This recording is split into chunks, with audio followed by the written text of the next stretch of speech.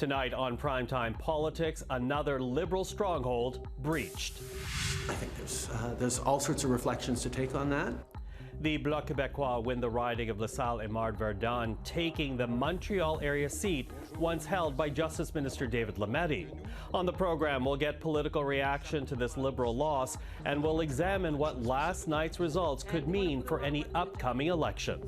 Also, wages have outpaced inflation for 19 months in a row. The annual inflation rate hits the Bank of Canada's 2% target. So what will that mean for interest rates and what you're paying for loans and credit cards? We'll get some answers from the chief economist from the Conference Board of Canada. And an NDP hold. We will speak to the newly elected NDP MP from the riding of Elmwood-Transcona in Winnipeg. This is Primetime Politics. Hello, everyone. I'm Michael Serapio. Liberals had to answer some tough questions today, asked about last night's loss in a Montreal by-election to the Bloc Québécois and their candidate Louis-Philippe Sauvé. Now, the loss is in the riding of LaSalle-Aymard-Verdun. It is a riding Liberals have only lost twice in the last 40 years, and both times when Liberals faced devastating electoral losses countrywide. Of course, Liberals have been languishing in the polls for well over a year, and the loss last night comes just months after another Liberal stronghold fell, the one in the riding of Toronto-St. Paul's back in June. Now, we will talk about the meaning of all of this in a moment, but first let's get some reaction to last night's by-elections, not only the one in Montreal, but also in Winnipeg. CPAC's Andrew Thompson is on Parliament Hill right now. Andrew, good to have you on. Listen, you know, Liberal insiders have said that a loss in LaSalle-Aymard-Verdun would lead to a lot of soul-searching for the party. I'm wondering then what you have heard today on the Hill. Well, Michael, let's start with the Prime Minister himself. Of course, there's been a lot of speculation about what a defeat here would mean for Justin Trudeau's leadership future, losing another traditionally safe seat after that June loss in Toronto-St. Paul's. Here is how he's responding. Obviously, it would have been nicer to be able to win and hold Verdun, but there's more work to do, and we're going to stay focused on doing it. What do you think went wrong? Oh, I think there's all sorts of reflections to take on that, but the big thing is to make sure that Canadians understand that the choice they get to make in the next election about the kind of country we are really matters, and that's the work we're going to continue to do. And we're hearing a similar tone from Cabinet today, promises of more hard work and more humility. And Quebec ministers are also defending their leader in public. Have a look. Obviously, it's not what we expected as the outcome.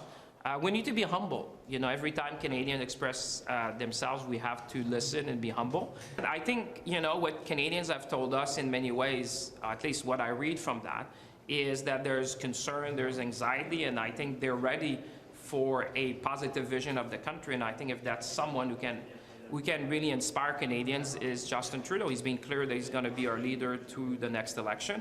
What I heard by doing a lot of, door to door is people think that things are too expensive, that it's difficult to make ends meet, and we hear them. I hear them, and we need to do more to address the question of affordability. I had a good team there, working for a great candidate in Laura Palestini. She and the team really gave it their all, and we lost. I think we have to respect the vote that we lost. You know, the sun's going to rise tomorrow.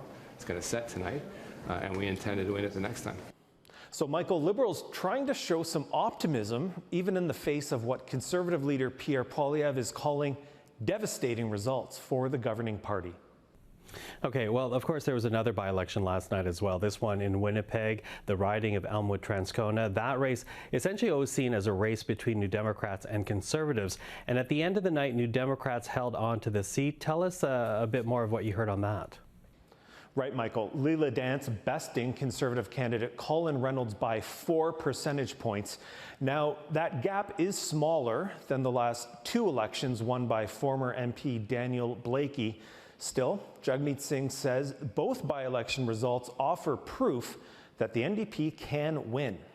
First of all, they show that people are done with the Liberals. They're done with Justin Trudeau. They're done with the Liberals. They are finished. The second thing it shows is that New Democrats can unite people to stop the Conservative cuts of Pierre Poilievre. And we should also note, Michael, that Singh says these results don't necessarily mean his party will push for an early election. He says the NDP will still be looking at confidence votes one at a time. Andrew, thank you for that. CPAC's Andrew Thompson. Now, we should note, be speaking to New Democrat Leila Dance in a few minutes' time. But first, right now, we want to bring into studio Chris Hall, Managing Principal at Navigator, before that, host of The House on CBC Radio, and my former colleague at another network. It's like an old times. Old times. Chris, thank you for being here. I'm glad to be here. Listen, let's begin with a broad stroke of this. Just how significant is this loss for the Liberals? Well, coming on the heels of losing Toronto St. Paul's, this was another safe riding that they have held literally for generations, Michael. You know, the mortgage was already long paid off. They'd owned it for so long.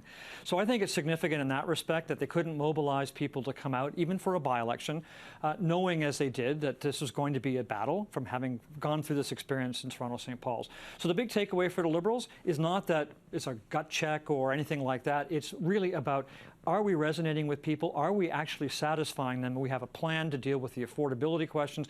Do we have a plan to make their lives better?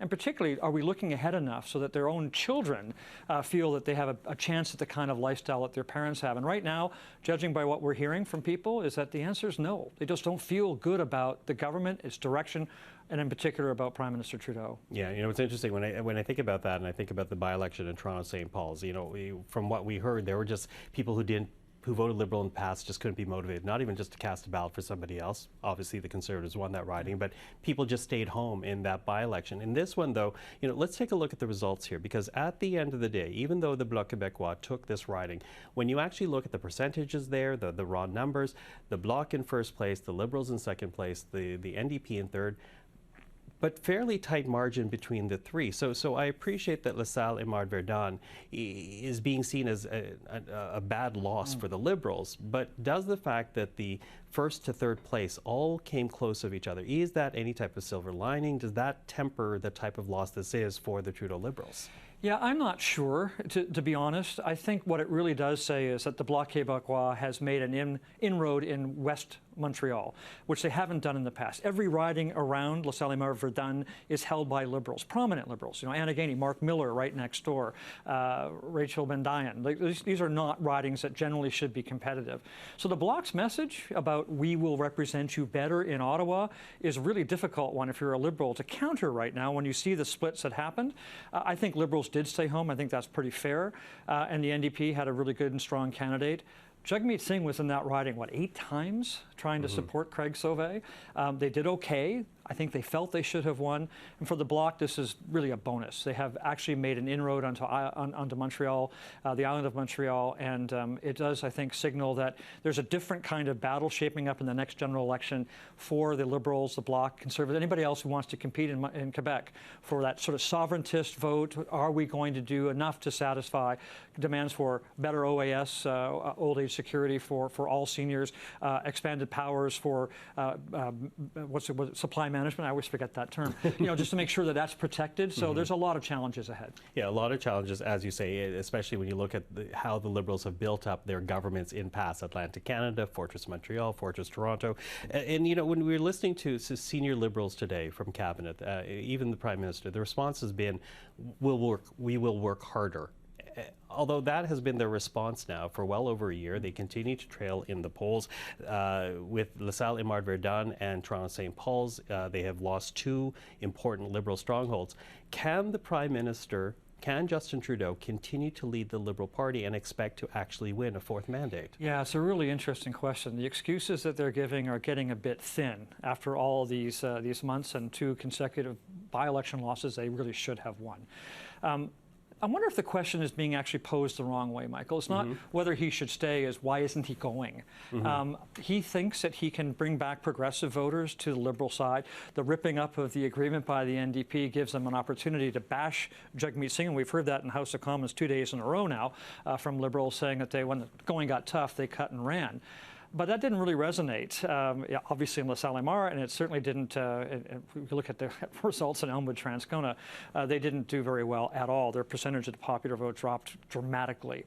So my guess is that he will face more questions. My guess is they're going to have to make some serious decisions around how much do we put him out? Who else can better carry the message forward? And there's always now Mark Carney, who's going to develop the economic platform for the next election campaign.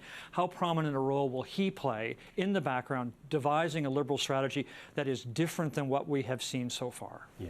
Listen, we should also talk about Elmwood-Transcona and Winnipeg, because obviously the NDP were able to hold that riding. You know, Leila Dance, not a Blakey, obviously, but still did rather well when you look at percentage. But what was interesting is not so much the first place, but the Conservatives in second place, because the Conservatives really have built up their support in that riding. They came much closer than they did in 2021. Are there any lessons or trends out of Elmwood-Transcona that you would put on any future federal election? In the West, I think it's pretty clear now that the battle will be between the NDP and the Conservatives. Let's look at Elmwood-Transcona, a largely sort of lower middle class riding, lots of unionized workers.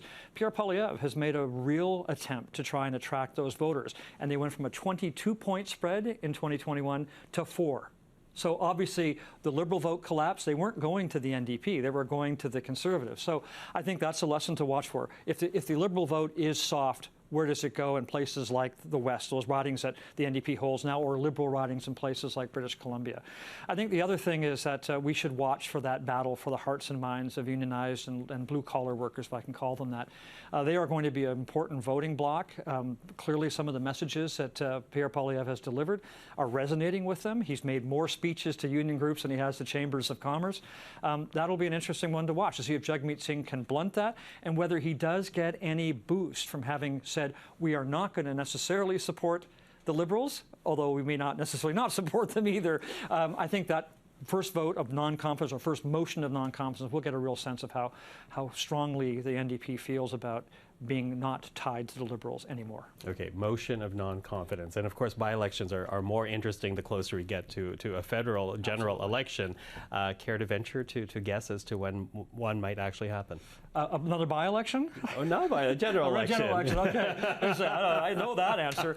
I'm still thinking the spring. I think the Liberals do not want to defeat themselves prior to having a budget to use as part of their platform, and Mark Carney's work will be mostly obviously done by then. On the other hand, the Bloc Québécois has real power now. They can be the balance of power if the NDP does decide there's just a hill that's too far to go on, and we'll see. But you've covered minority governments as a host before. Accidents happen. Votes get misplaced. People don't show up. I remember when Paul Martin was in a minority government, watching a female cabinet minister running in to beat the doors being shut for the vote and losing one of her shoes, because that's how important every single vote will be from now until December. Okay. Watching for people switching to sneakers then.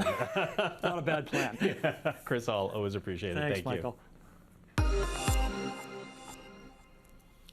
Well, if Liberals cannot take any comfort from last night's loss in La Salle-Mar-Verdun, they might find some in the latest annual inflation number.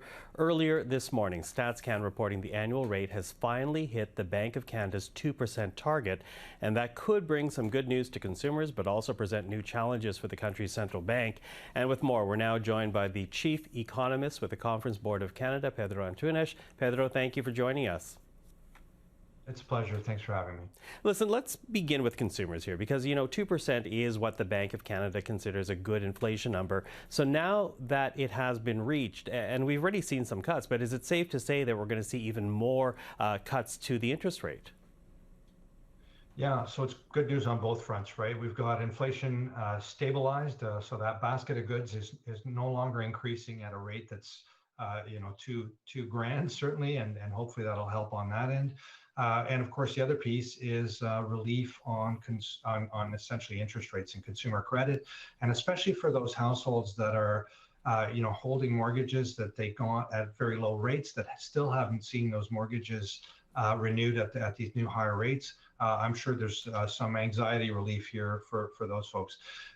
So good news. I think we have seen already 3 declines from the central bank. Likely we'll see a couple more before the end of the year. Okay, a couple more before the end of the year. And you know, when I look at the predictions around that, I've seen anywhere from 50 basis points lower to 200 basis points lower. That would bring the bank rate to about 2.5% by the middle of next year. What do you see happening here?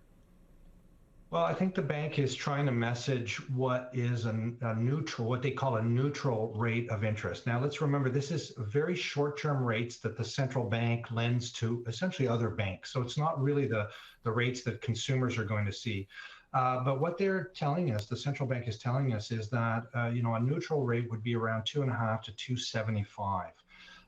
You know, central banks have been wrong before. They may readjust that over time, but we're essentially looking for the bank to get by the middle of next year to that rate of around 2.75, 2.5.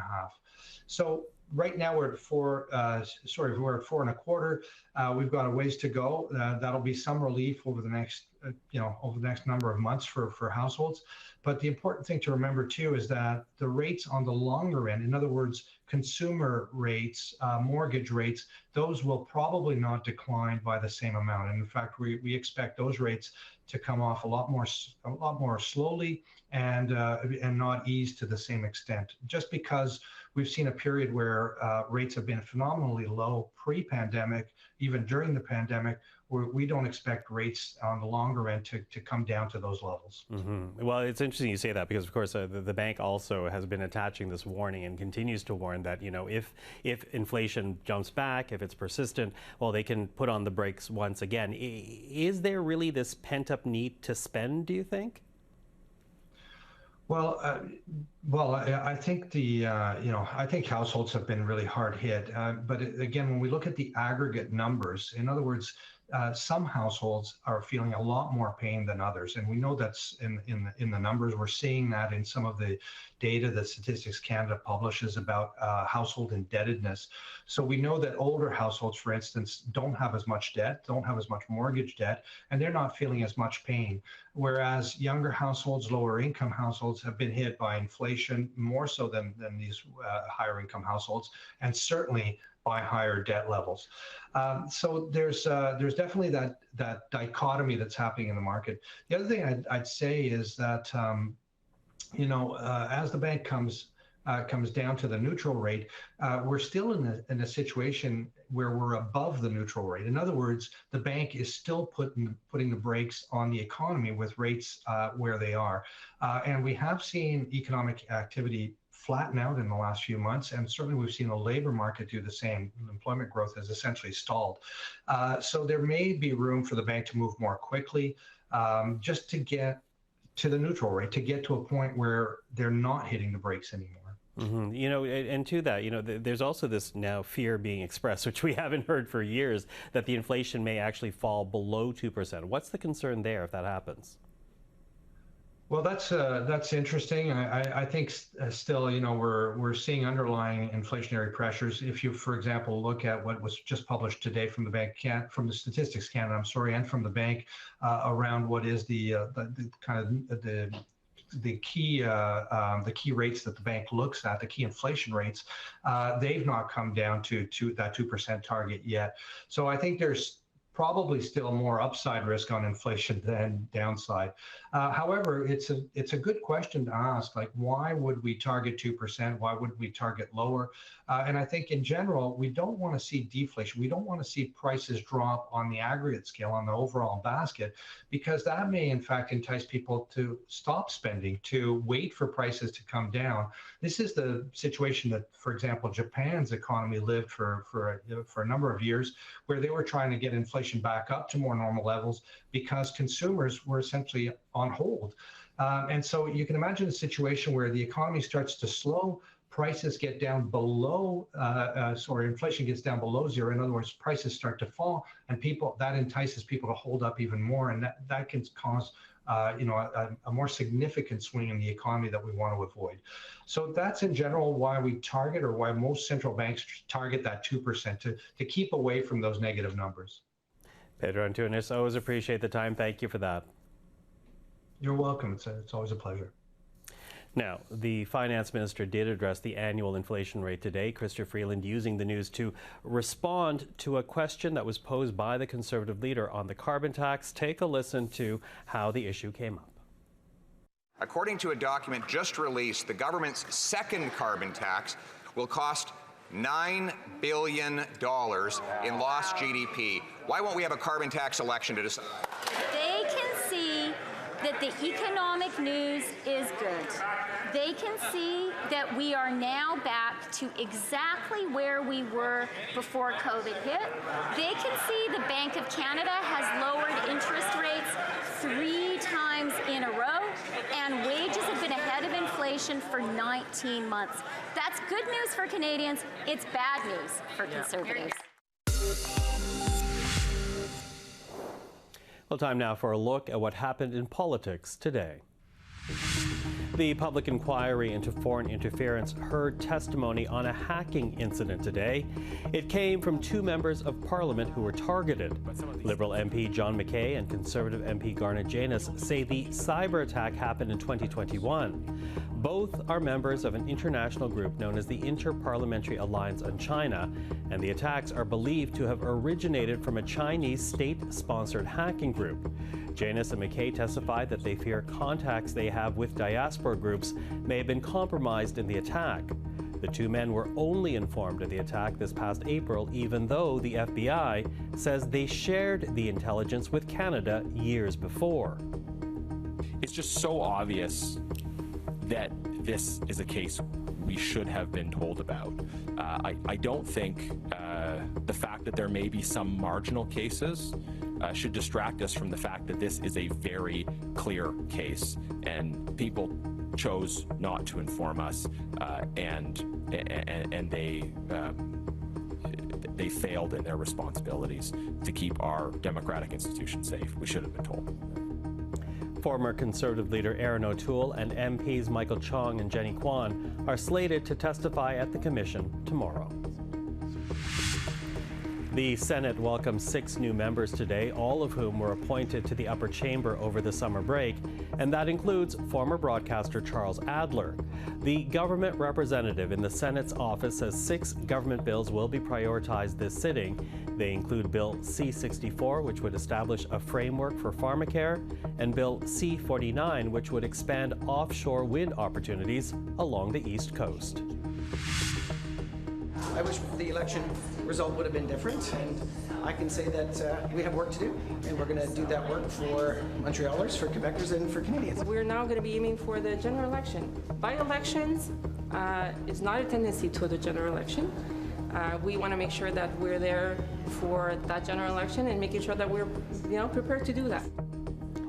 And those, of course, were 2 Liberal ministers, including the National Campaign co-chair Soraya Martinez-Ferrada, responding to questions following their party's loss in the La Salle and Mart-Verdun by-election. The Bloc Québécois candidate Louis-Philippe Sauvé securing victory in that contest early this morning, giving his party their only seat on the island of Montreal. The race decided by less than 300 votes, dealing another blow to Justin Trudeau's Liberals after their loss in Toronto-St. Paul's back in June. Meanwhile, in Winnipeg, the NDP held on to their stronghold of Elmwood-Transcona, with their candidate Leila Dance beating Conservative Colin Reynolds by about 4 percentage points. Well, picking up on that last story, we're now joined by the MP-elect for Elmwood-Transcona, Leila Dance. Ms. Dance, hello to you and congratulations. Hi, thank you so much for having me. Now, you held on to the riding once held by the Blakeys, both father-son. The riding finally declared yours in the late night. So I'm wondering how you're feeling, considering you did have to stay up so late to finally get the result. Really good. Excited. It was a whirlwind. Even today, I'm a little bit tired, but it's been great. Thank you. It's been great, but of course you have just fought in this by-election. I'm wondering then, as someone who has gone door to door in this moment in time, I'm wondering what message you're going to bring to your caucus when you get to Ottawa as to what voters are telling you or were telling you about the issues that are important to them in this moment. So I door knocked for 15 weeks. It was a long time, but I had a great opportunity to talk to you know, a lot of people, we talked about cost of groceries, we talked about the cost of living, so rent and housing availability in our community, and then a lot about healthcare. So those are the top issues at mind. And I'm wondering that how hard was it for you to represent the NDP right now, given that you are in, yes, an area that is traditionally NDP, but at the same time where the Conservatives have been feeling quite the surge in terms of popular opinion? You know what? It's all about just talking to my community, right? I feel like the people in this riding really know me, and I've worked with them for years. So it was like having, you know, a neighborhood conversation over and over again. And so I feel like that was how we were able to relate to each other. Able to relate to each other. Does that translate then to a general election? I'm wondering what lessons you might be able to share with other New Democrats, because right now people are keeping an eye on a possible upcoming election. What lessons do you think other New Democrats might learn from you? You know what? Just door knock, just talk to people, just listen to your community, get together with them. You know, we did everything from, you know, coffee parties to parties in the park where I just met with people who were there. So it's really about just listening. And I think that that'll be something that I'll continue to do moving forward. And I would recommend that to anybody who really wants to let their community be heard. Mm-hmm. Now, I talked about the election speculation coming up, and there is, of course, talk that there will be another election, a general election within the next 12 months. Are you ready to do this all again? After a nap? Okay, well, we'll let you get that nap. But Leila Dance, I really appreciate your time this evening. Once again, congratulations on the win last night. Thank you. Thank you very much for having me. And that is Primetime Politics. I'm Michael Serapio. Thank you for watching. As we end our program tonight, we did want to share some of the tributes offered today by parliamentarians as they remembered former MP Chuck Strahl. Strahl was well liked and respected across party lines and sadly died of mesothelioma last month. He was only 67 years old. The historic 1993 election brought winds of change from Canada's west to this place, and with them came Chuck Strahl. His tall stature, his booming voice, his inimitable work ethic. He made friends everywhere he went and found common ground through intelligence and kindness, and of course, his trademark sense of humor. There's time for lively debate and different opinions, but we're all here to represent our constituents back home, and Chuck understood that as well as anyone else. In addition to serving as a Member of Parliament from 1993 to 2011, he also served as Minister of Agriculture, Minister of Indian and Northern Development, and Minister of Transport. These jobs can often be challenging, Mr. Speaker, but he stepped up with service to his country, and I thank him so much for that. And that's when I got elected, was after he wasn't here anymore, but we'd become friends before that happened. And whenever I'd run into him, as we do, those of us who live in BC and travel to Ottawa, I'd always say, "You must be so proud of the member for Chilliwack Hope," and he'd always burst with pride. He was so proud. I know how much he loved all of his kids. He always spoke of Karina and Lonnie and Kyla and grandchildren. And thank God he defied the odds to live as long as to 67 to see so many of his kids. But we've been overwhelmed by the love and support that we've received from so many people from right across the country. People who Dad was able to connect with because of his decision to be a servant leader here in this place. We received calls and notes from former Prime Ministers, the current Prime Minister, and the future Prime Minister, all of whom were generous and kind in their comments about our dad. And we were touched by the public tributes from his former colleagues, staff, and public servants. Thank you all. Watch for Democracy. CPAC.